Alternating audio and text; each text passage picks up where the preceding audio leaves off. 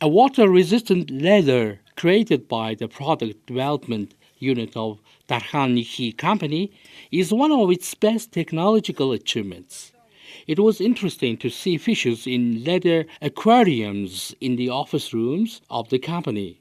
Animal leather has good quality that it circulates air while being water resistant. Darhan Joint Stock Company, the leading leather processing manufacturer in Mongolia, has been operating for over 45 years. The company offers leather crusts and wet blue leathers of sheep, goat, cow, yak, and furs, along with producing over 100 different types of products, including leather and fur garments, leather bags, special use cloths, hats, and others. 1,000 cow hides are tanned daily in the factory, or 300,000 in a year, to produce crusts, jet blue leathers, double faced leathers, and finished leathers for shoes and bags, along with tanning 1.5 million pieces of sheepskin and goat skin to produce leather garments.